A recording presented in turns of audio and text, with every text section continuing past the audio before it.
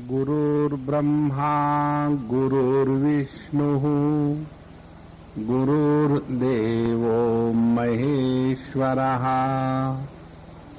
गुरुः साक्षात् परब्रह्म तस्मै श्री गुरवे नमः। तस्मै श्री गुरवे नमः।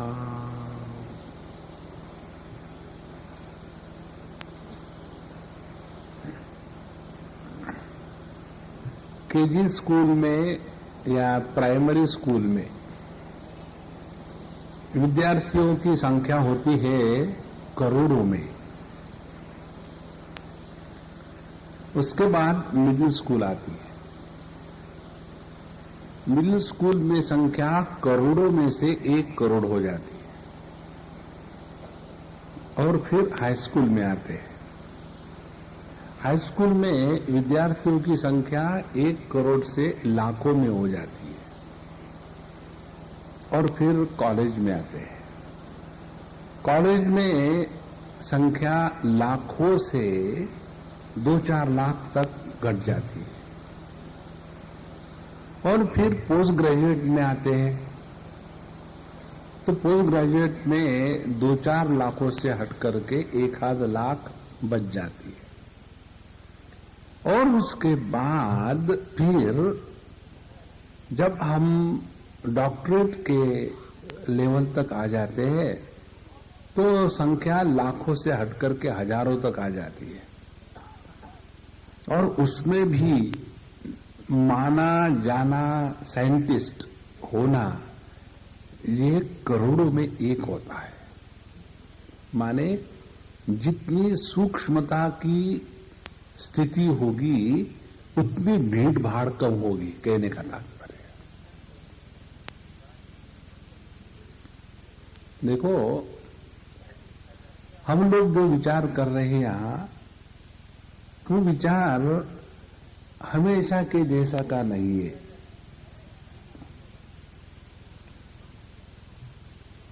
हमारा जो विचार है हमेशा के जैसे का नहीं है। दशरथ जी को बच्चे नहीं हो रहे थे, फिर उन्होंने बड़े परेशान रहे। पहले बच्चे नहीं थे इसलिए परेशान, बाद में बच्चे हुए इसलिए परेशान। अरे ये तो अपनी कहानी है। बड़ा मजा आया। फिर उन्होंने एक बाबा जी को बुलाया, तो देखो भाई सानू पुत्र की करा। तो उन्होंने बताया कि देखो आपको पुत्र कामेष्टि यज्ञ करना पड़ेगा। ये भी बात बड़ी सरल समझ में आ जाती है। फिर पुत्र कामेष्टि यज्ञ किया। अग्नि में से एक यज्ञ पुरुष निकला। फिर उसने खीर बना के लाया था पता नहीं कहां से और रानियों को खिलाई। फिर बच्चे पैदा हुए, फिर बच्चे बड़े हो रहे हैं। और राम जी तो क्या बतावे, कितने सहज थे, सरल थे, छोटे भाइयों का ख्याल रखते थे। बड़े हो गए, ये हुआ वो हुआ। ये समझने के लिए दिमाग नहीं तो अच्छी बात है, दिमाग हो तो परेशान करेंगे। देखो, और उसमें 2-4 समझो स्टेप छूट भी गई तो क्या फर्क पड़ता है, क्योंकि हमने सब किया है ये। देखो, और 1000 बार सुन के रख दिया है। एक बार हमको ऐसी जब आदत हो जाती है सत्संग की, तो व्यक्ति विचार करने को तैयार नहीं, और फिर हम ये समझ बैठते हैं दिमाग में विचार आना माने विचार करना नहीं, ऐसे नहीं होता। दिमाग में 2 प्रकार की विचारधारा होती है। एक होते हैं विकार तो दूसरे होते हैं विचार। जगत को लेकर के वह विचार जो हमको जगत में फंसाते हैं उनको विकार कहते हैं, विचार नहीं। और इसी जगत को लेकर के वो विचार जो हमको जगत के बंधन से छुड़वा करके अपने स्वरूप के पास पहुंचाते हैं, उनको कहते हैं विचार। देखो,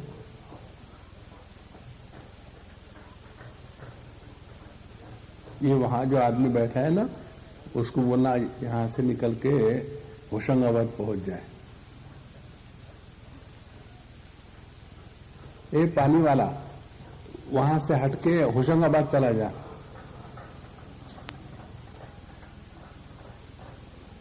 तो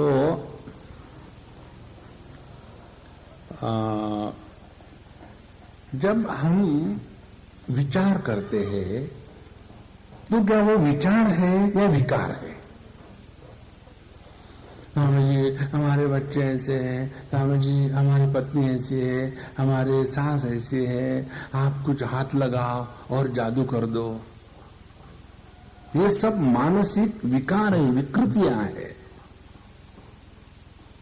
लेकिन इसी में आनंद आता है। उसके विरुद्ध विचार वो है जो हमको ये सोचने में मजबूर करते हैं कि हम बचपन से बड़े होते आए, कभी हमने कभी अपने ही अनुभवों से कुछ सीखा क्या? देखो, बचपन में कोई छोटी वस्तु जब नहीं मिलती थी तो बड़े दुखी होते थे, और फिर वो वस्तु मिल गई, बड़ा आनंद आया। उसके बाद फिर दूसरे वस्तु के लिए रोना शुरू कर दिए, फिर दूसरी वस्तु मिल गई, बड़ा आनंद आया। फिर तीसरी वस्तु के लिए रोना शुरू कर दिए, और इस प्रकार से वस्तुओं का संग्रह करके, वस्तुओं का भोग करके हमने कभी ये सीखा क्या कि वस्तु और भोग इसके द्वारा हमको असली आनंद आज तक नहीं मिला, फिर भी वही तम्बाकू, वही चूना रगड़े जा रहे, खाए जा रहे। ये कोई विचार युक्त जीवन है या वही पुरानी बातें? देखो, इस चीज से जो व्यक्ति ऊबता नहीं, उसके लिए तबला पेटी वाला सत्संग, और जिस व्यक्ति को इन सब चीजों को देख करके ऊब आ जाती है, ये कब तक चलता रहेगा तमाशा? क्या हम इसलिए पैदा हुए कि मां बाप की गड़बड़ी? क्या हम इसलिए बढ़ रहे हैं कि कैलेंडर के पन्ने उलटते जा रहे हैं?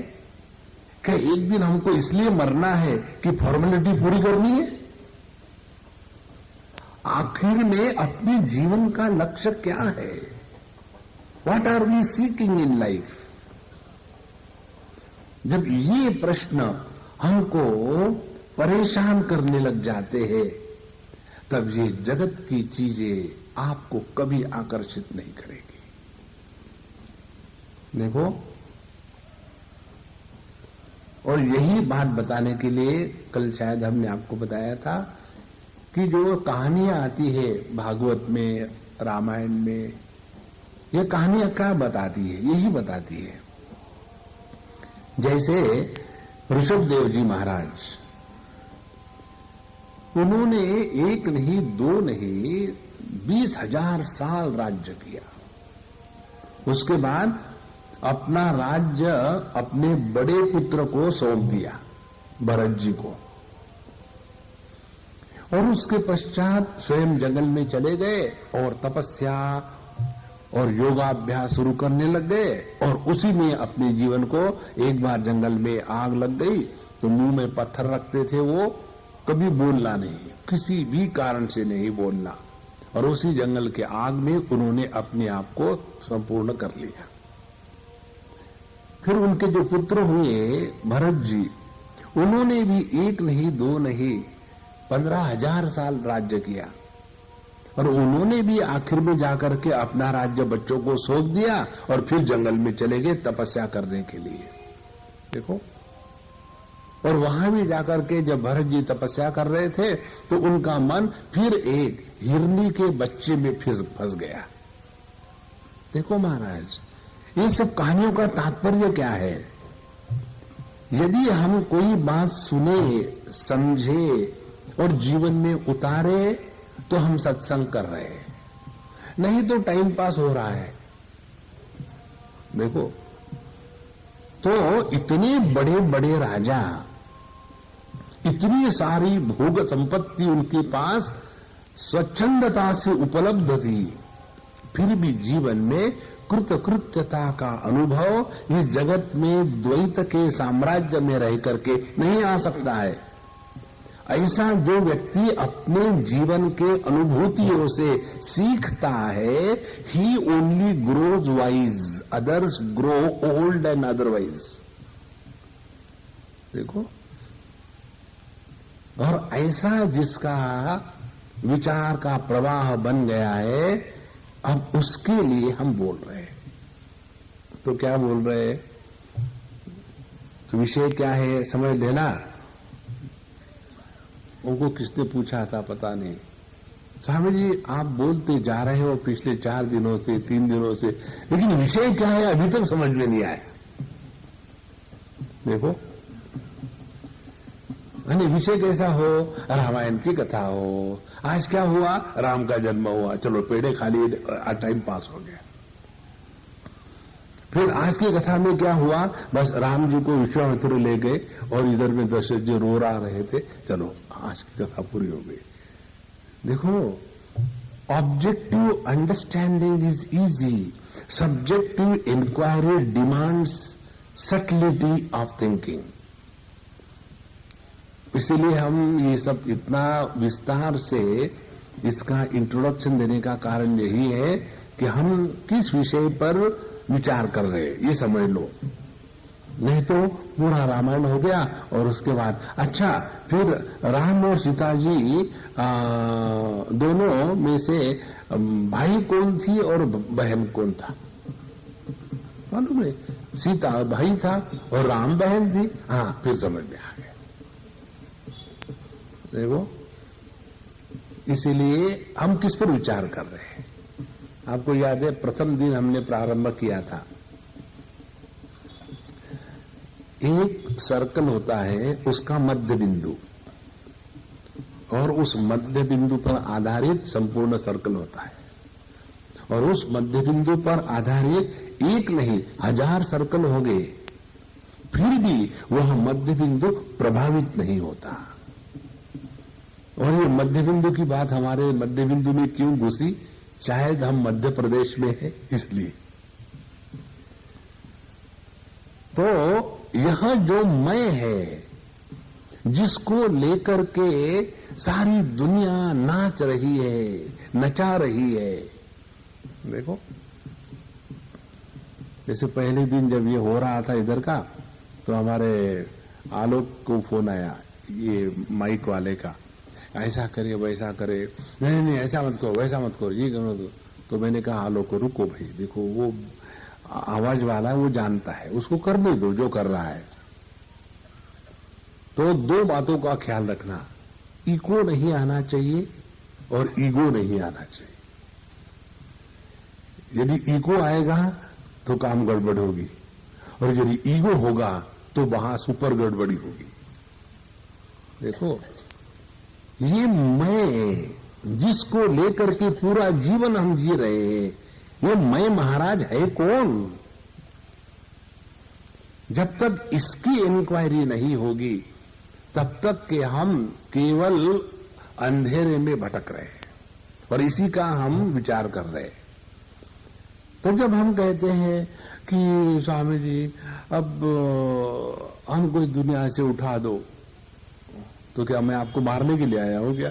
वैसे नहीं स्वामी जी, अब भगवान से प्रार्थना करो। क्या प्रार्थना करो? भगवान लगाओ उसको। स्वामी जी आपसे बात ही करना बेकार है, मत करो, बहुत बढ़िया है।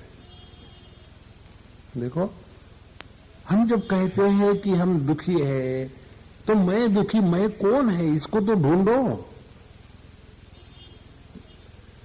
और जब ये आपके विचार का प्रवाह इस मैं के तरफ जाएगा, तो देखो आपकी विचार की प्रक्रिया में इतना आमूलाग्र परिवर्तन आएगा कि जिन विचारों के कारण हम दुनिया में दुखी होते थे वो बेकार है, उसका कोई आधार नहीं है, निराधार है हमारे दुख। और तब जाकर के जीवन में मौज आती है। और उसके लिए ये सब समझना जरूरी है। तो हम जब कहते हैं हम दुखी है तो मैं कौन हूं जो मैं दुखी हूं, या हम कहते हैं कि हम बूढ़े हो गए हैं, तो क्या हमने आज तक जो सत्संग किया उसे यही सीखा, यही समझा? ध्यान से सुनना। एक हमारे, शायद हमने आपको बताया, आपको याद नहीं, अब हम इतने ब्लफ मारते याद ही नहीं रहता कहां कौन से ब्लफ मारे। एक बार एक सज्जन हमको ले गए, कहीं कोई मरा हुआ था उसके पास, तो उसका मरना बिरना हो गया और हम जिंदे वापस लौट आए। तो वो हमको कहते हैं स्वामी जी, वो बूढ़े थे, उनके दोस्त थे जो मरे थे। हमको कहते स्वामी जी लगता है अब हमारा भी नंबर आने वाला है, माने उनका, मेरा नहीं। तो जब उन्होंने ऐसा कहा, हमने कहा काका, हम उनको काका कहते, अभी भी है वो, 98 है। तो उन्होंने कहा गाड़ी रोको, बगल में गाड़ी रोकी और हमने उनकी गर्दन को पकड़ के कहा काका आप बड़ी डीक हाँकते हो, हमने बड़ा सत्संग किया, बड़े बड़े महात्माओं को सुन के रख दिया, कोई हम में कोई परिवर्तन नहीं ला सका, तो हम तो महात्माओं के लिए चैलेंज है, हमको सुधार के दिखाओ।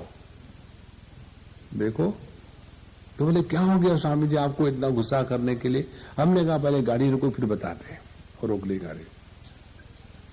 हमने कहा देखो महाराज, आप कहते हो 30-40 साल से सत्संग कर रहे हैं, और क्या खाक सीखा आपने?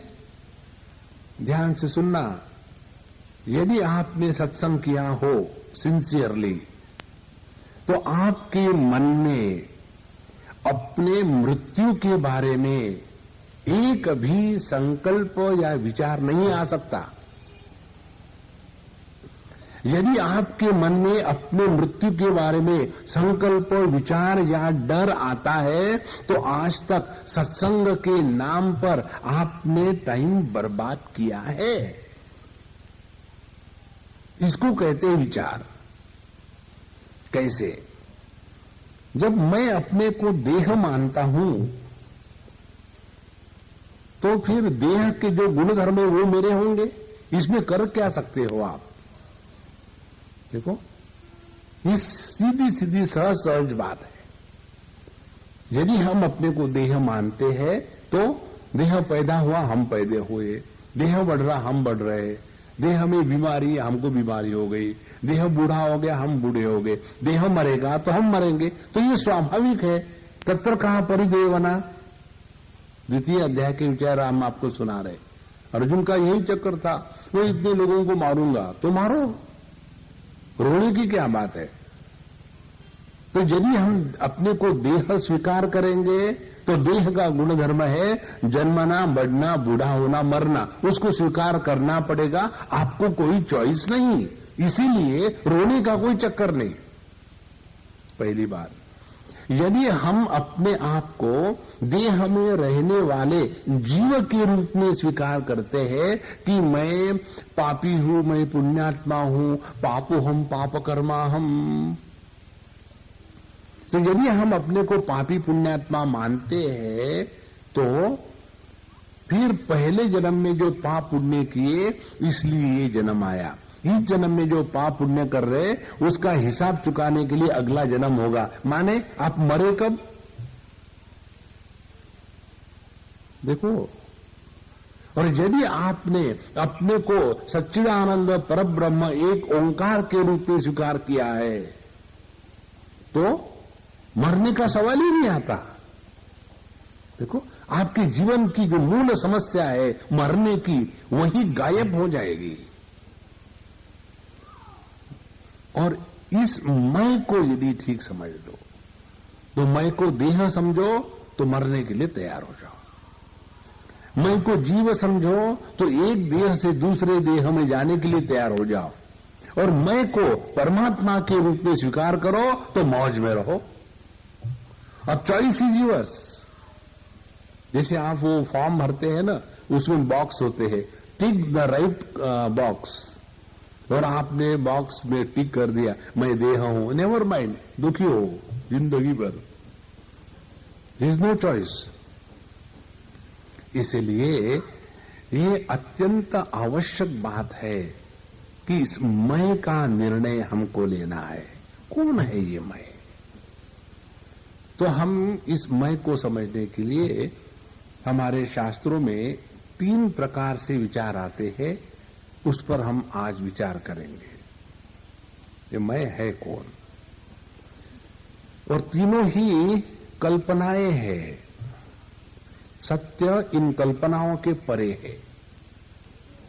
यदि हम अपने आप को देह के रूप में स्वीकार करते हैं कि मैं देह हूं, तो इस देह के मैं को जगत में सुखी रखने के लिए जो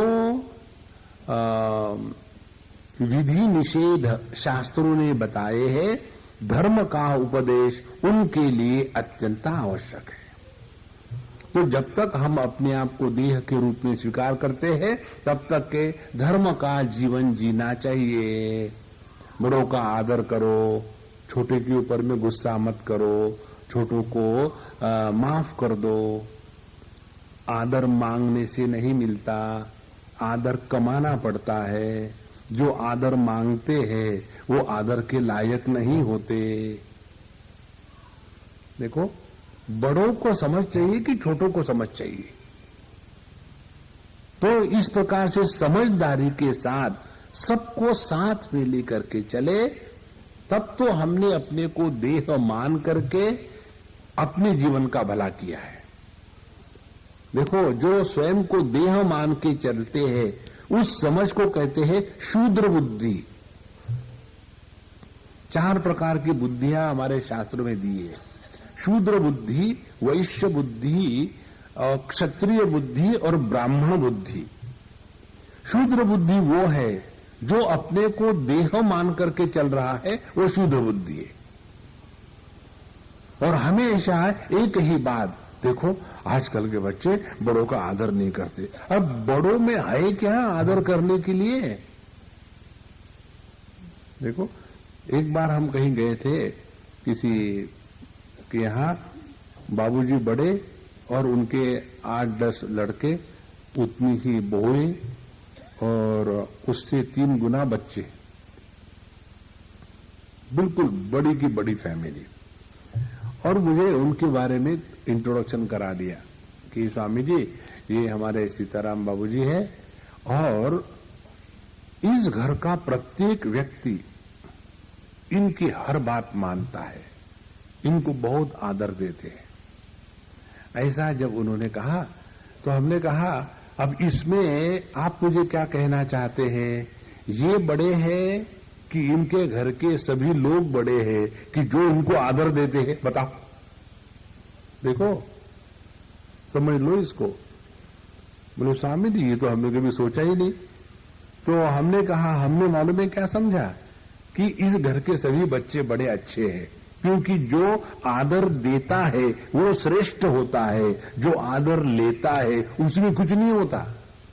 जैसे हम लोग आदर देने वाला हमेशा श्रेष्ठ होता है, लेने वाला नहीं। अच्छा, फिर हमने कहा बाबूजी आपने इन सब बच्चों को अपने मुट्ठी में कैसे करके रखा है भाई? क्योंकि हमको तो लगता है आपने बच्चों को मुट्ठी में कुछ नहीं किया है, आपके बच्चे अच्छे इसलिए आपको आदर देते। बोले स्वामी जी आपने ठीक पहचाना, हमारे बच्चे सब अच्छे हैं। नहीं, फिर भी कुछ तो होगा आप में। फिर उन्होंने कहा कि स्वामी जी मेरा एक नियम है, क्या? जब तक कि घर का प्रत्येक व्यक्ति नौकर को लेकर के खाना नहीं खाता, मैं खाना नहीं खाता, सबको मालूम है। और मैंने कभी किसी को डांटा नहीं, पूछा नहीं, क्यों नहीं आए तुम, कभी नहीं। इसीलिए घर का प्रत्येक व्यक्ति कहीं भी हो खाने के टाइम घर पहुंच जाते हैं और यदि कोई नहीं आ सके कुछ कारण से और नहीं फोन करके बता सके तो मैं वेट करता हूं। और समझो 10, 11, 12 बजे आए तो फिर अरे दादाजी अभी वो खाना नहीं खाए, तो मैं पूछो खाना खा लिया? ठीक है, कोई बात नहीं, अब मैं खा लूंगा। मैं भूखा नहीं सोता, खाना खा के सोता हूं। भूखा सोऊंगा तो गुस्सा आ गया। देखो, यह समझ जिस व्यक्ति में है वो शरीर से बड़ा है और समझ से भी बड़ा है। नॉर्मली क्या होता है, हम जो कंप्लेन करते हैं, आजकल के बच्चे बड़ों का आदर नहीं करते। ये जो कंप्लेन करने वाले बड़े हैं ना, ये शूद्र बुद्धि है। आदर कमाना पड़ता है, मांगने से नहीं मिलता। तो हम अपने को देह माने तो ऐसा जीवन जिए कि जगत में कोई भी व्यक्ति हमारी तरफ देख करके नतमस्तक हो जाए, कोई भी व्यक्ति हमारे जीवन को देख करके उसको उत्साह मिले, उसको प्रेरणा मिले, तब तो हम बड़े हैं। देखो, और जो जितना बड़ा होगा उसको उतनी त्याग की आवश्यकता है। जितना बड़ा त्याग उतना व्यक्ति बड़ा। देखो, राजा लोग होते हैं और हम बाबाजियों को महाराज कहते हैं। आइए महाराज, राजा और महाराजा क्या फर्क है? उनके पास सब है और हमारे पास कुछ नहीं, यही बड़प्पन है। तो जितना व्यक्ति अपने को देह मान करके चलता है मैं, तो उसका जीवन ऐसा होवे कि जिसके द्वारा हमारे सभी अगल बगल के लोग एकदम प्रेम से प्लुत हो जाए, एकदम आदर से नतमस्तक हो जाए। और उनके जीवन में समस्या आती है तो चलो बाबूजी के पास जाते हैं, वो समस्या का समाधान करेंगे। तब ये मैं से हम छूटेंगे। इसलिए अपने को देह मान के चलो, कोई बात नहीं, लेकिन फिर उसके अनुसार चले। भगवद गीता के 3 अध्याय में भगवान कहते हैं, यद्यदाचरति श्रेष्ठः तत्तदेवेतरो जनः स यत् प्रमाणं कुरुते लोकस्तदनुवर्तते। जो श्रेष्ठ व्यक्ति होता है, घर का, गृहस्थी का, समाज का, देश का, उस श्रेष्ठ व्यक्ति के व्यवहार को ही आदर्श मान करके बाकी लोग उसका अनुसरण करते हैं। और यह जो श्रेष्ठ व्यक्ति है, घर का, गृहस्थी का, समाज का या देश का, उसने जिस विचारधारा को प्रमाणित किया है, उसी विचारधारा को हम सब लोग स्वीकार करते हैं। देखो, यदि हम देखते हैं कि अपने माँ या अपने दादाजी या दादी जी शांत रह करके भगवान का नाम लेते हैं, कभी किसी पर खसियाते नहीं, चिल्लाते नहीं, गुस्सा नहीं करते, तो बच्चे बड़े होकर के वैसा ही करते हैं। इसके लिए आपको एक उदाहरण देता हूं। ये मैंने अपने आंखों से एक जगह देखा है। हम किसी के यहाँ थे, साउथ इंडियन फैमिली के यहाँ, और हम अपने कमरे में पढ़ रहे थे और उसी कमरे में वो बच्चे खेल रहे थे। छोटा सा मकान था तो वहां खेल रहे थे। और खेलना क्या शुरू कर दिया उन्होंने, घर घर शुरू कर दिया खेलना। बराबर ना, बच्चे खेलते ना घर घर, लड़का और लड़की, भाई बहन, उन्होंने घर घर खेलना शुरू कर दिया। और दोनों का निर्णय हो गया, लड़का है पति और उसकी बहन है पत्नी, और दोनों का खेल शुरू हो गया। मैं अपना पढ़ रहा था लेकिन मेरा ध्यान उधर था कि क्या खेलते देखे तो सही। तो थोड़ी देर के बाद वो लड़का ऑफिस से आया, आकर के ऐसे टक टक टक, माने जब उसके बाप आता होगा ऑफिस से ऐसे करता होगा। दरवाजा तो था नहीं, केवल कल्पना ही कल्पना है। तो टक टक टक, कौन है? मैं हूं। कोई भूत थोड़ी आता है तुम्हारे यहां। उसने ऐसा दरवाजा खोला, दरवाजा नहीं, ऐसे क्यों खोलने का नाटक किया, और इसने ऐसे जूते फेंके, जो बैग थी पटक दी, और उसके बाद कहता है खाने को कुछ है क्या? तुरंत उसकी बहन जो पत्नी बनी थी वो कहती है खाने को कुछ है क्या? घर में घुसे खाना शुरू, मुझे खाओ।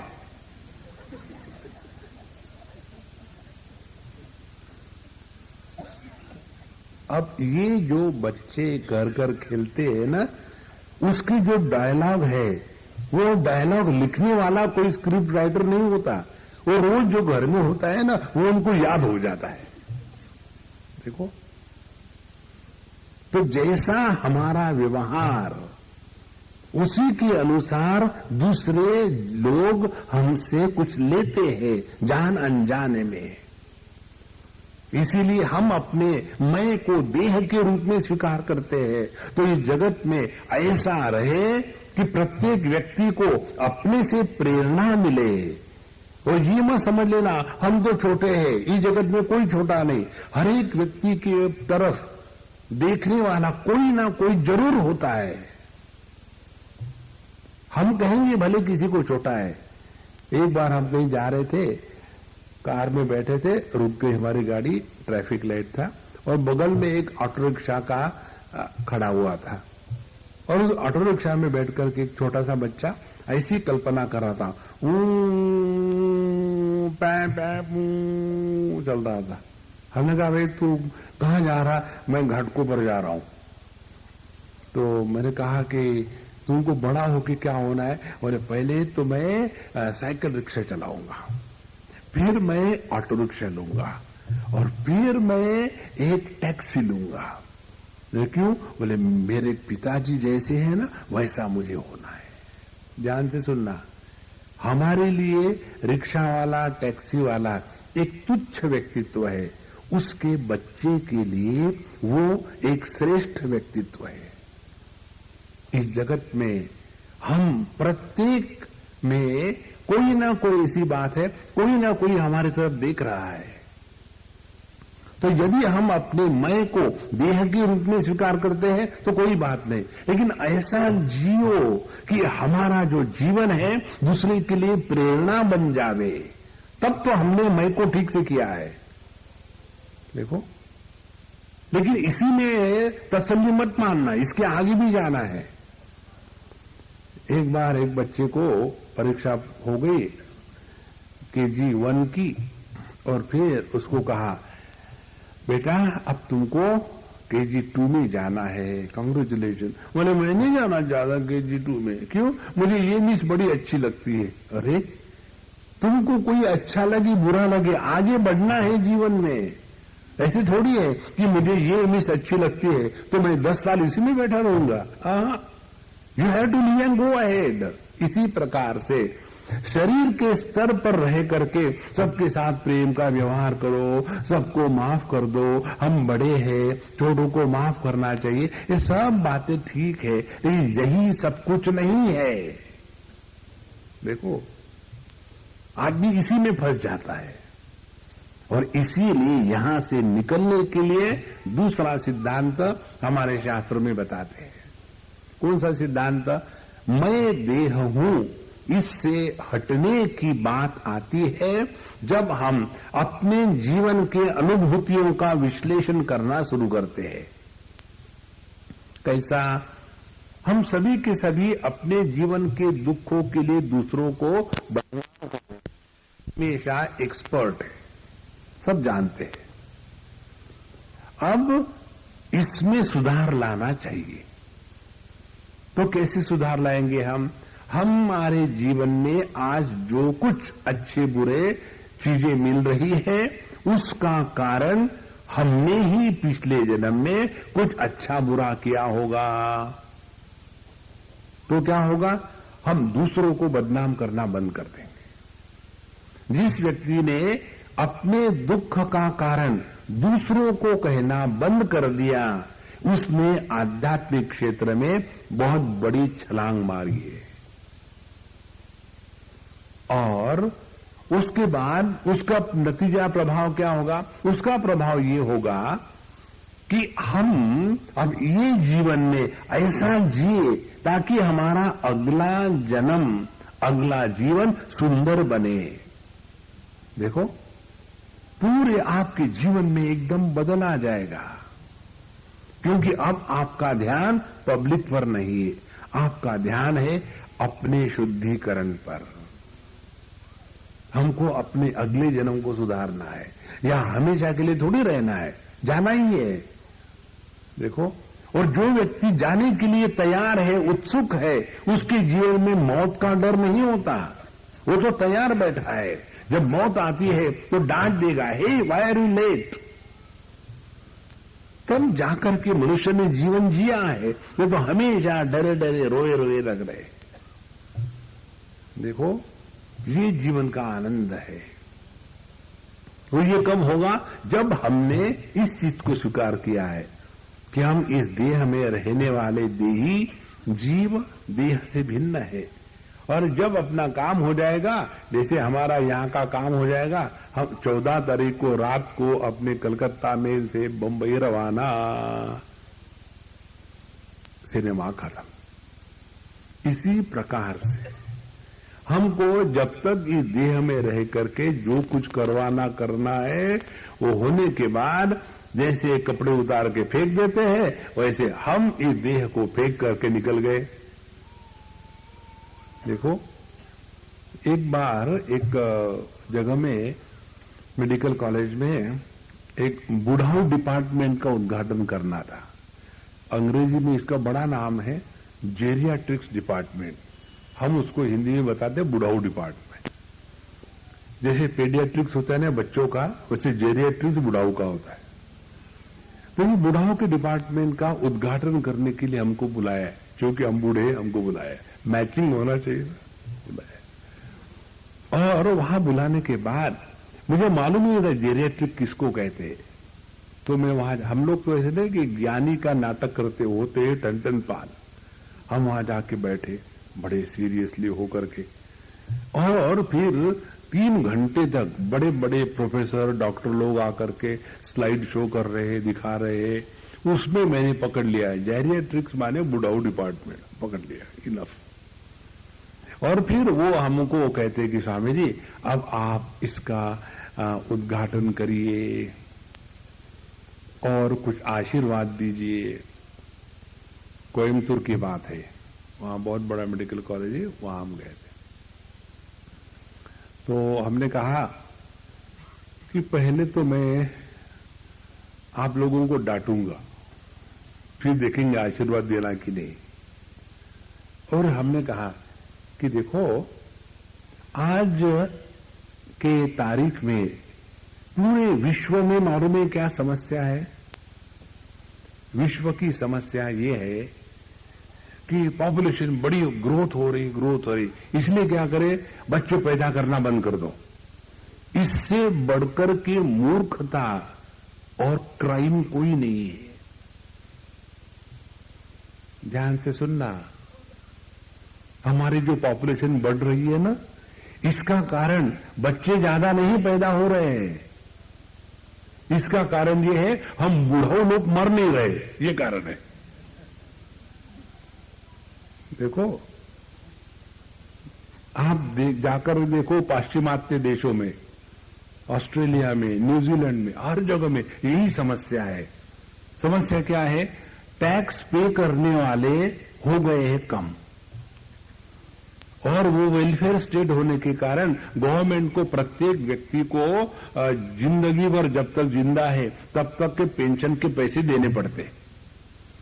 अब पेंशन के पैसे कहां से देगा? टैक्स मिलेगा तब तो ना। अब टैक्स पे करने वाले हो गए कम, और उस टैक्स के ऊपर में जीने वाले हो गए ज्यादा। अब देखो कितनी समस्या आ गई, और उसके कारण ये हो गया है पूरा इकोनॉमिक स्ट्रक्चर एकदम डिस्टर्ब हो गया है। तो हमने कहा देखो भाई, आप डॉक्टर लोग इस समस्या के लिए जिम्मेदार हो। नए नए बच्चे पैदा होने दो खूब धूम धड़ाके से।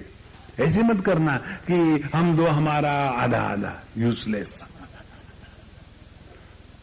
एक कहीं की कमिश्नरिन थी, कमिश्नर की बीवी, और उनकी एक लड़की थी छोटी सी, और ये कमिश्नर ये भी जवान थे, हो गए कोई 30 या 31 साल के, ऐसी उम्र के। दोनों बड़े मियां बीबी, बड़े ब्राइट, इंटेलिजेंट। तो वो कमिश्नरिन हमारे लेक्चर में आती थी। तो 2-3 दिन आने के बाद हमको कहती, स्वामी जी मुझे आपको कुछ पर्सनल बातें पूछनी है। हमने कहा मेरा जीवन खुला किताब है, पर्सनल कुछ नहीं, खुल्लम खुल्ला पूछो। तो नहीं, अपने बारे में कुछ पूछना है ना, बताओ क्या है। तो बोले स्वामी जी हम दोनों ने ये सोचा है नॉन वेजिटेरियन।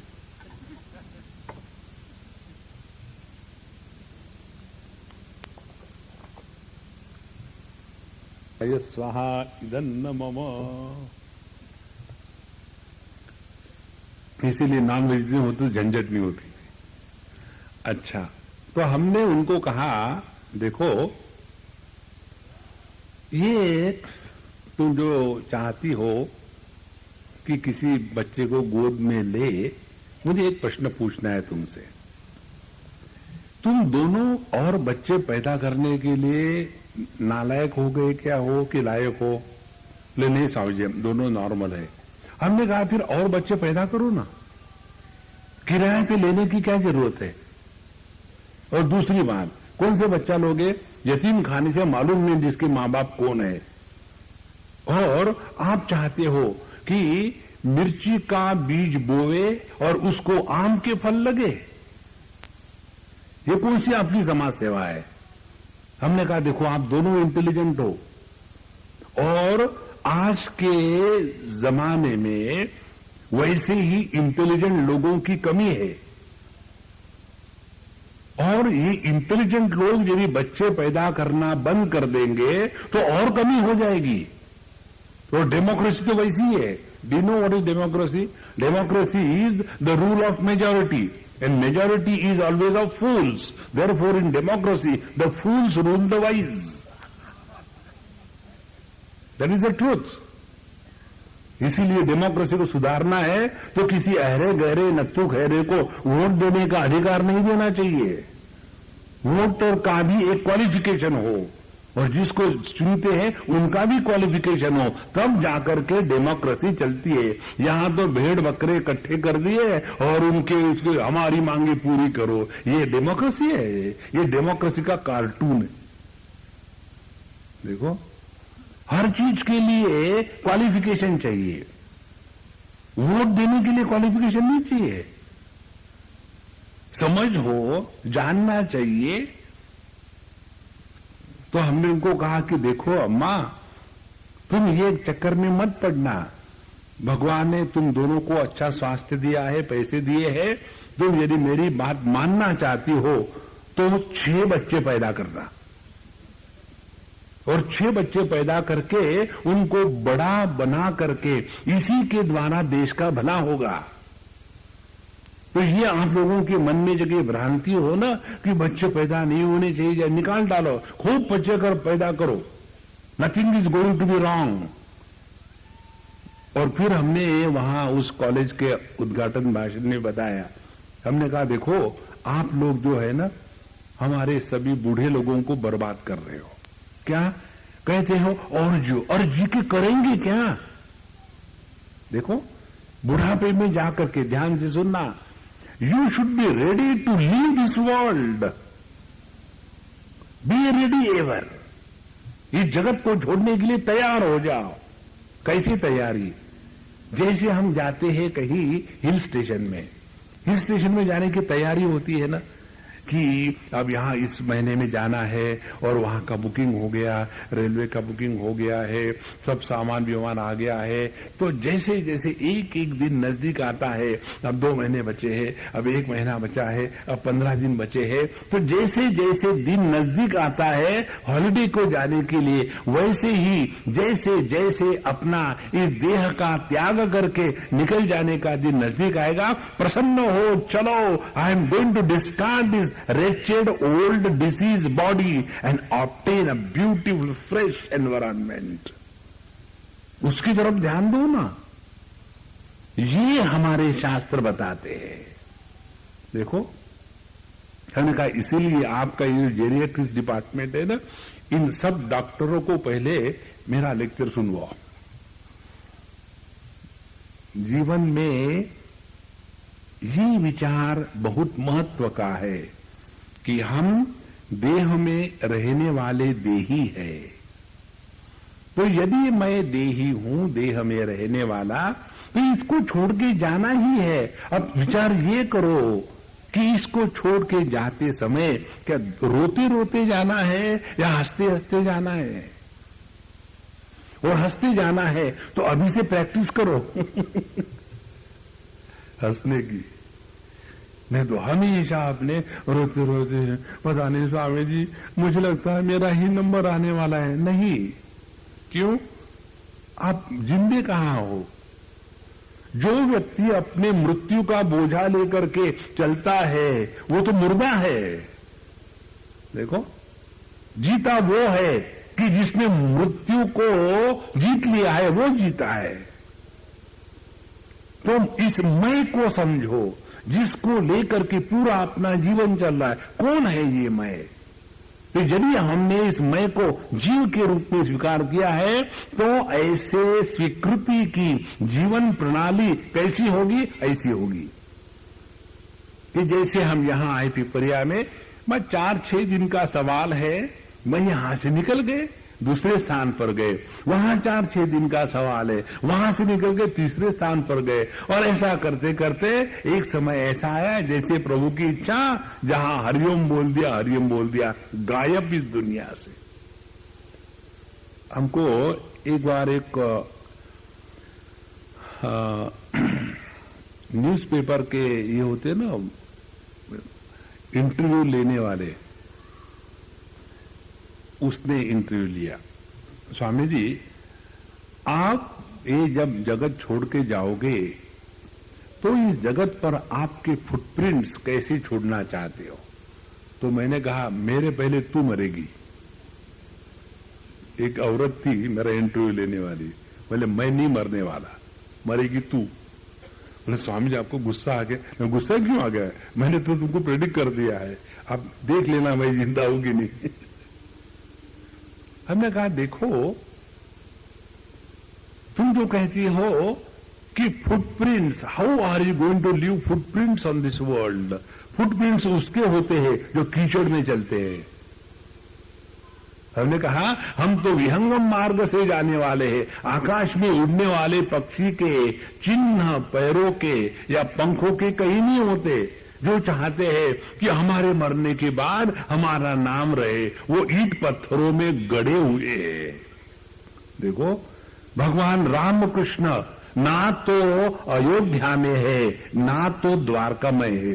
अयोध्या परेशानी उस समय से चल रही है, अभी तक द्वारका रही नहीं। ये रामकृष्ण कहाँ है? ये जनमानस के हृदय में है। देखो, यदि ये बात समझ में आ जाए तब जाकर के हमने अपने को जीव समझ करके अपना उद्धार किया है, नहीं तो यही फंसे हैं। देखो, आपकी जीवन पद्धति एकदम बदल जाएगी। मैं और मोर तोर तय माया, इस चक्कर में फंसे हैं, वहीं से तो हटना है। देखो, इसी को लेकर के पूरी भगवद गीता है। माम का पांडवाश्चैव किम कुर्वत संजय। धृतराष्ट्र यही कहता है, मेरे बच्चे और पांडु के बच्चे क्या कर रहे? वहां जहां मैं और तू आ गया वहां संसार प्रारंभ हो गया। यहां कोई किसी का नहीं। महाराज,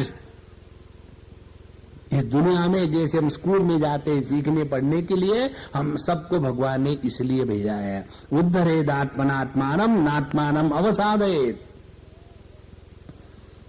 तो हम क्या पढ़ रहे हैं, सीख रहे हैं पिछले 4-6 दिनों से? ये मैं मध्य बिंदु है, मध्य प्रदेश है, इसी को लेकर के पूरा जीवन चलता है। तो इस मैं को हम क्या मान रहे हैं? देह मानो तो क्या जीवन पद्धति होगी? अपने धर्म के अनुसार। लेकिन उसमें आप फंसो मत।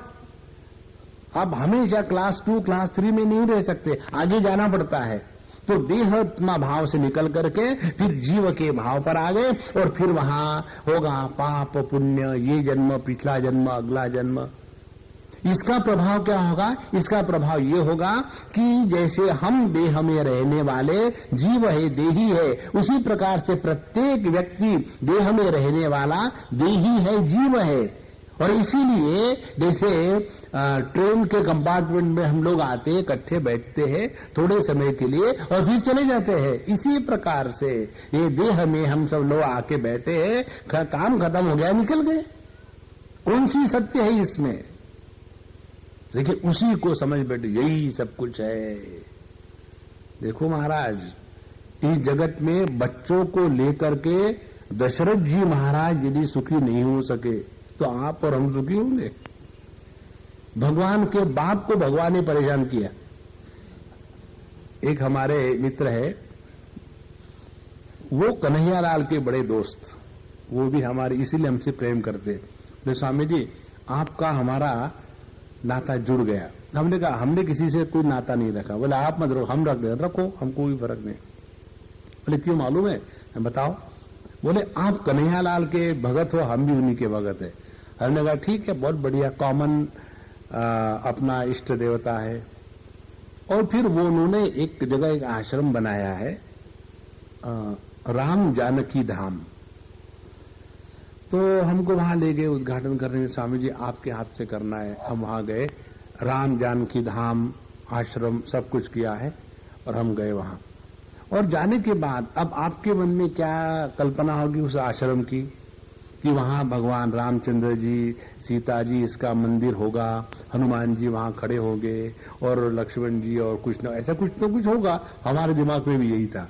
हम वहां गए और उस आश्रम में उन्होंने स्कूल वगैरह सब कुछ बनाई है, मंदिर है कन्हैयालाल का। तो हमने कहा, हम ढूंढ रहे थे राम को, कोई मिल ही नहीं रहे थे राम। तो हमने कहा भाई ये राम जानकी धाम आपने लिखा है, यहां तो राम का कोई नाम नहीं। बोले मुझे राम से कोई मतलब नहीं, मुझे आई डोंट लाइक राम। बोले क्यों? फिर नाम क्यों रखा? बोले क्या करूं, मेरे माँ बाप का नाम है राम जानकी, तो मैंने अपने माँ बाप के नाम से आश्रम बनाया राम जानकी धाम। तो हमने कहा राम से तुमको क्यों नफरत है? बोले नफरत है, उसने उस समय से सबको परेशान करके रखा है।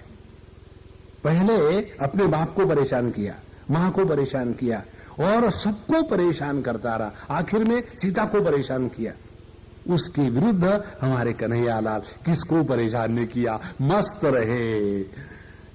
उन 16,108 कन्याओं को उन्होंने मुक्त किया और मुक्त करने की और वो कहती हम जाएं तो जाएं कहां, क्यों मुक्त किया? हमको शादी करना। अच्छा आ जाओ। देखो ये बड़े दिली बात होती है, इसीलिए हमको कन्हैयालाल अच्छे लगते। देखो महाराज, अपने मन को ऐसा बनाओ कि कहीं फंसो नहीं, या कोई किसी का नहीं है। हम सब लोग जब तक साथ साथ है, प्रेम से रहे, आनंद से रहे, मौज से रहे, यही जीवन का संदेश है। इसके साथ रहो तो देखो आपके दोस्त दुश्मन गायब हो जाएंगे, क्योंकि मालूम है जाना है, यहां से निकल जाना है, टिकना नहीं है। जैसे आप कई बार जाते हो ट्रेन में या कहीं भी, अब हम तो कितना घूमते हैं, तो हमको पक्की बात मालूम है कहीं भी हमको हमेशा के लिए टिकना नहीं है।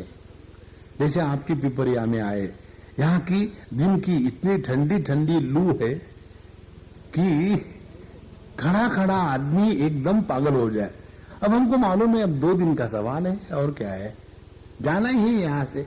अब इसको लेकर परेशान थोड़ी होना है, टाइम पास हो जाएगा। इसी प्रकार से हमको इस देह में कब तक बैठना है? यदि ये बात आपके हृदय में उतर आई तो आप किसी के प्रति आसक्त नहीं होगे। जहां आसक्ति निकल गई वहां दुख समाप्त हो गए। लेकिन हमको ऐसे लगता है हमेशा यहां रहने को आने, कोई नहीं टिका यहां। ध्यान से सुनना, ये बात 2 प्रकार से स्वीकृत होती है। एक प्रकार है मजबूरी का नाम महात्मा गांधी, स्वामी जी अब क्या करें, कोई मानता ही नहीं। हमने ये सोचा है स्वामी जी अब हम आपके आश्रम में आके रहेंगे, वहां के क्या करोगे? जो आप बताएंगे। क्या कर सकते हो? वैसे तो हम कुछ नहीं कर सकते, तो मैं आपकी सेवा करूंगा। देखो और आश्रम क्यों जाना चाहते हो? ध्यान से सुनना संतो, किसी आश्रम में मत जाना, अपने घर को आश्रम बनाओ। शब्द है गृहस्थाश्रम। हम करते क्या है, यहां से आश्रम जाकर के आश्रम में गृहस्थी शुरू कर। देखो, भगवान को बेवकूफ बना के रख दिया। हमको अपने घर को आश्रम बनाना है। जब घर में आश्रम के जैसे रहो तो अपनी साधना शुरू हो गई। तो घर का आश्रम कैसे बनाए? बाबा जी को खाने को बुलाओ। जहां साधु संतों का वास होता है उसको आश्रम कहते हैं।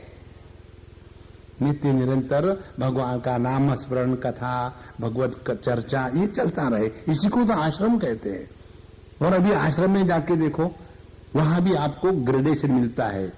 ये इतना डोनेशन देने वाला, ये इतना कम, ये इतना ज्यादा पैसे देने वाला होगा तो वहां के महंत जी उठ करके गेट के पास आएंगे, आइए सेठ जी, आइए सेठ जी। और सेठ जी भी फूला और महंत डबल फूला, दोनों परस्परम फूलयंता। देखो, इस चक्कर में मत पड़ना। हम आपको जो बात बता रहे इसका एक उदाहरण बताते हैं। एक हमारी अम्मा है अमेरिका में, वो आई थी हिंदुस्तान में, सब अपना वहां का कारोबार समेट करके, और कह रही थी स्वामी जी मुझे आपसे सब कुछ पढ़ना है, सीखना है। हमने कहा मैंने पढ़ाना बंद कर दिया, अब मैंने भटकना शुरू किया है, अब मैं नहीं पढ़ाऊंगा एक जगह बैठ के। बोले स्वामी जी मैं सब छोड़ छाड़ के आपके पास आई। हमने कहा किसी और के पास चले जाओ। बोले मैं नहीं जाऊंगी। तो बोले मुझे बताओ क्या करना है। तो हमने कहा हमने जितना पढ़ाया, सभी उपनिषद, भागवत, भगवत गीता, सबके सब हमारे लेक्चर रिकॉर्डेड है प्रोफेशनली। अब वो सब ले जाओ और अपने घर को आश्रम बनाओ, वहां नियम से रहो। दिन में जैसे हम यहाँ 4 बार लेक्चर लेते हैं, उसी प्रकार से घर गृहस्थी संभालो और उसको सुनो, नोट्स बनाओ और धीरे धीरे सब हो जाएगा। और उस अम्मा ने 100% वैसे के वैसे मान लिया, वापस चली गई। पूरे हमारे कम से कम 5000 कैसेट्स है, सब लेके चली गई। और वहां जाने के बाद नियम से उसने शुरू कर दिया। 2 साल के अंदर में उसमें इतना परिवर्तन आ गया। एक पाश्चात्य देश में उसके घर का जो बेसमेंट है उसने पूरा आश्रम के जैसा, मंदिर जैसा बना दिया। वैसे स्थान पर, अमेरिका के जैसे स्थान पर उसके घर में अब 50-60 लोग रोज आकर के उसका सत्संग सुनते हैं। और वो दोनों मियां बीवी, दोनों बच्चे, सब बच्चे बड़े होके शादी होके चले गए, दोनों बुढ़ाऊ है, लेकिन दोनों का जीवन अब संपूर्ण उनका घर आश्रम हो गया है। और हमको हमेशा कहते स्वामी जी आपने हमारे जीवन को ऐसी मोड़ दी कि हम कभी नहीं भूल सकते। क्योंकि किसी आश्रम में जाते तो कब तक रहते? 1 साल 2 साल, और वहां के धक्के खाने के बाद कड़वा होकर के वापस आने के स्थान पर अपने घर में मीठा मीठा आश्रम बनाओ और प्रेम से रहो महाराज, तब आध्यात्मिक साधना होती है। तो जहां हमने अपने आप को जीव के रूप में स्वीकार किया, इस तैयारी के लिए लग जाओ, यहां से जाना है। जो आदमी स्वयं जाने के लिए तैयार है उसको कभी दुख नहीं होता। देखो ये क्रिकेट के जो प्लेयर होते हैं ना, जब उनका परफॉर्मेंस बेस्ट होता है तब वो रिटायर हो जाते हैं, ताकि रिटायर होने के बाद हमेशा ये स्मृति रहेगी कि जब मैंने लास्ट टाइम बैटिंग की थी तो डबल सेंचुरी मारी थी, और नहीं तो हमको कंपलसरी वीआरएस दिया गया। देखो दुनिया आपको वीआरएस दे उसके पहले निकल जाओ। ये दुनिया आपको कहे कि पापा will you please shut up your mouth, वो कहने के पहले आप चुप हो जाओ। हमारी लड़की ही हमको कहे कि मां तुमको समझ में तो कुछ आता नहीं, क्यों तुम मुंह मारती हो। ऐसे जब अपनी ही लड़की अपने को कहती है तो आपको लगता है कि लड़की ने हमारा अपमान किया, लेकिन उस लड़की को पूछो उसके दिल पर क्या गुजर रही थी। छोटों को जब बड़ों को डांटना पड़ता है ना, तो छोटों का दिल टूटता है। ये मत समझना उनको खुशी होती है, लेकिन हम बड़े ही ऐसे चिपके रहते हैं, चिपकेश निकलते ही नहीं। इसलिए इस जगत में रहो, लेकिन ऐसे रहो कि हमेशा आपकी सूटकेस बांधी हुई है। तब देखो जीवन में कितना आनंद है। तो चाहे आप अपने को देह के रूप में समझो, चाहे आप अपने को जीव के रूप में समझो, समझना यही है, इस मैं को लेकर के जीवन चल रहा है। और क्या समझना है, ये जो मध्य बिंदु है, मध्य प्रदेश है, ये जो सेंटर है, उसका और संपूर्ण सर्कल का कोई संबंध नहीं है। Centre is independent of the circumference. इसको स्पष्ट समझ लो। जब हम शादी नहीं किए थे तब भी हम थे, शादी हो गई तब भी हम हैं, भगवान की दया से बीवी चली गई भगवान के पास तब भी हम हैं। तो हमें बीवी के आने जाने से कोई फर्क नहीं पड़ा। इसी प्रकार से ये संसार आएगा जाएगा, हमको कुछ लेना देना नहीं किसी से। निरपेक्ष भाव से पूर्ण समझदारी के साथ जो रहता है वो है वैराग्यवान। वैराग्यवान माने ये नहीं लाल पीले कपड़े पहन लिए, लकड़ी के खड़ाव पहन लिए, हो गए बाबा जी। हाँ, वो केवल ऊपर का मेकअप है। वी आर टेलर मेड बाबा जी। देखो, किसी भी वस्तु व्यक्ति के प्रति मन में आसक्ति आकर्षण ना होवे, फिर जीवो जीवन। देखो कैसा मजा आता है। अब तीसरी अल्टरनेटिव ये है कि यह जो जीव के रूप में मैं हूं, अब ये जीव कौन है, कहां से आया, इस जीव का रूप क्या है, इसका विचार हमको सूक्ष्मता से करना है। इसके लिए दो प्रकार की साधना और जीवन प्रणाली शास्त्रों में बताई है। पहली प्रणाली ये है कि मैं को मुक्त करना है। दूसरी प्रणाली ये है मैं से मुक्त होना है। ये जो मैं को मुक्त करने वालों की भीड़ होती है। कैसे कि महाराज हम बड़े दुख में है तो क्या करो, हम पर कृपा करो, हमको मुक्ति दिलाओ। किससे मुक्ति दिलाओ? दुख से। तो पहले मैं दुखी था,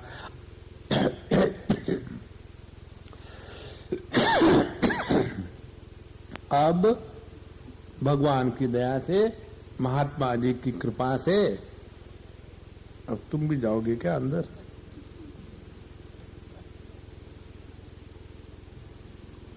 तुम बहुत बड़े हो।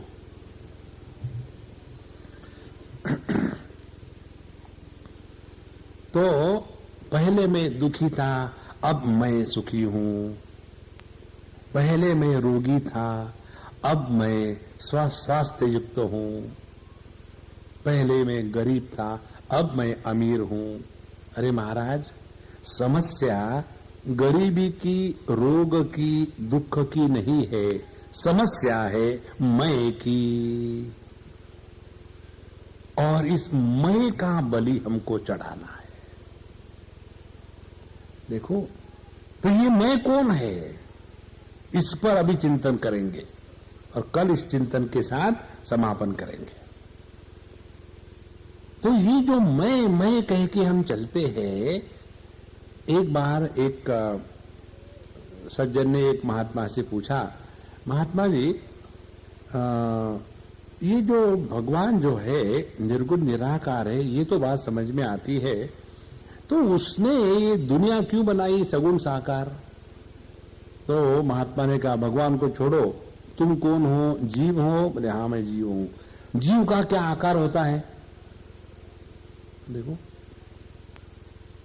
एक जीव हाथी के रूप में है, हाथी मर गया तो जीव निकल गया, और उस जीव का दूसरा जन्म मच्छर का हुआ।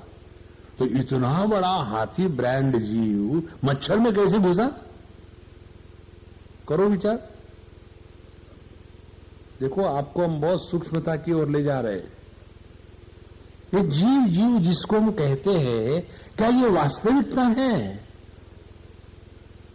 कि ये एक कल्पना है? देखो महाराज, ध्यान लगा के सुनना। अपने को जीव मानना, इससे बढ़कर के और कोई भूल नहीं है। फिर इसको क्यों मानते हैं हम लोग? इसलिए मानते हैं कि जैसे गणित होता है, मुझे मालूम नहीं गणित क्या होते हैं आजकल, तो ऐसा गणित होता है। एक पिटारे में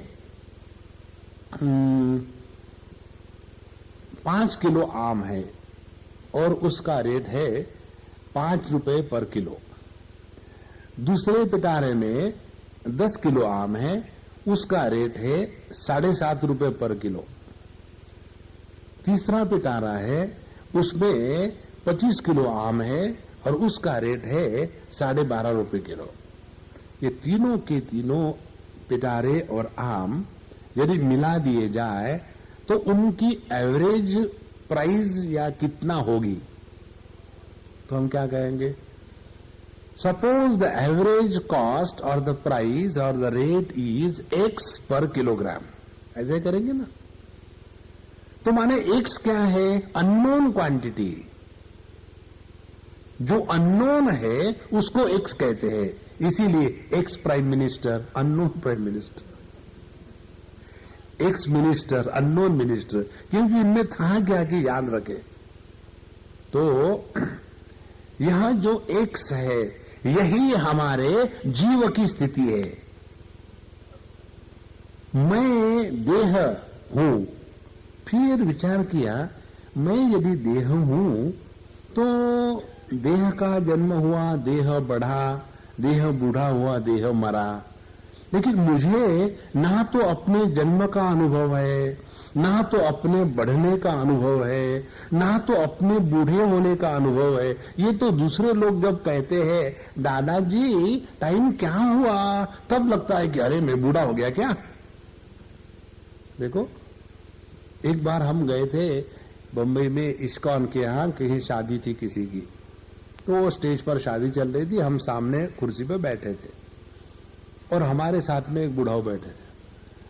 तो उधर से उनकी पोती आई, पोती आकर के एकदम कूद पड़ी, कहते दादाजी दादाजी आप ना इतने अच्छे लग रहे हो। तो उसने उसको पकड़ा जोर से, सबके सामने मुझे दादाजी मत कहे, अंकल कहना। देखो, तो हमने कहा दादाजी आपको दादाजी कहने से क्यों खराब लग रहा? बोले Swami ji I don't feel I am old. हमने कहा यही तो समस्या है, बुढ़ाओ जब जवानी में आ जाता है तो बड़ी परेशानी होती है। देखो, तो किसी व्यक्ति को अपने जन्म का अनुभव नहीं, अपने बढ़ने का नहीं, अपने बूढ़े होने का नहीं, और अपने मरने का तो अनुभव किसी को होता ही नहीं। तो यदि मैं अपने को देह मानता हूं तो ये मैं देह कैसे हो सकता हूं? क्योंकि मेरे अनुभव और देह का एकदम भिन्न है, दोनों की जो जीवन शैली है। अच्छा, फिर मैं देह नहीं हूं, फिर मैं देह से व्यतिरिक्त हूं, फिर मैं कौन हूं? फिर वहां हमने X ले लिया। मैं देह नहीं हूं, देह में रहने वाला हूं, तो ये जो देह में रहने वाला हूं वह मैं हूं। Average cost of mangoes is X पर किलोग्राम।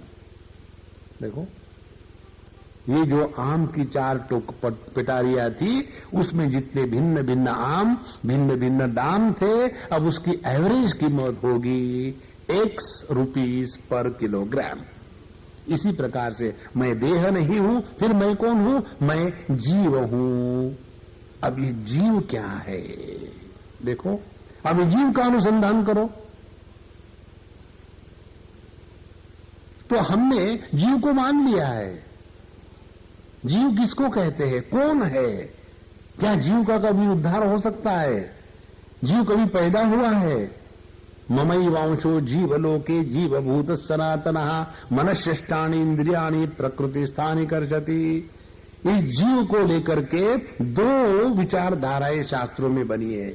एक जीव को सत्य मान करके आपको जीवन प्रणाली बनाता है कि जीव ने शुद्ध होना चाहिए और फिर दिव्य लोक में जाएगा, स्वर्ग में जाएगा, और क्योंकि वो भगवान का अंश है और यह जीव जो है अंश है और भगवान अंशी है, और फिर वो भगवान नारायण के पास जाकर के वहां उसको बोर करेगा। इसीलिए भगवान किसी को आने नहीं दे, तू चलेगा आज, मुझे डिस्टर्ब मत करना।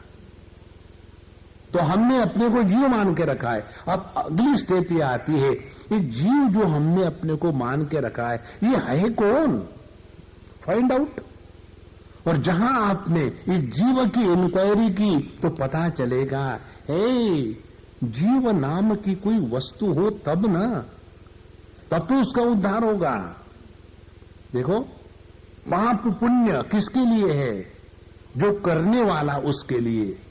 यदि ये करने वाला ही गायब हो गया तो यस्य नाहंकृतो भावः बुद्धि यस्य न लिप्यते हत्वापि स इमान लोकान न हंति न निबध्यते। जिसके अंतःकरण से कर्तृत्वाभिमान 100% निकल गया है, जिसके अंतःकरण पर किसी भी प्रकार के अनुभूतियों का छापा नहीं पड़ता, संस्कार निर्माण नहीं होते, ऐसा जो संत है हत्वापि स ईमान लोकान, वो दुनिया को मार डाले, जला डाले, उसको ना पाप लगता है ना पुण्य लगता है। तो यह जो परमात्मा स्वरूप पुरुष है वो कौन है, इसका जब अनुसंधान करेंगे तब पता चलेगा। ये जीव, पापी, पुण्यात्मा, स्वर्ग में जाने वाला, नरक में आने वाला, ये जो है इन बिटवीन स्टेजेस है, ये सत्य नहीं है, सत्य परमात्मा है।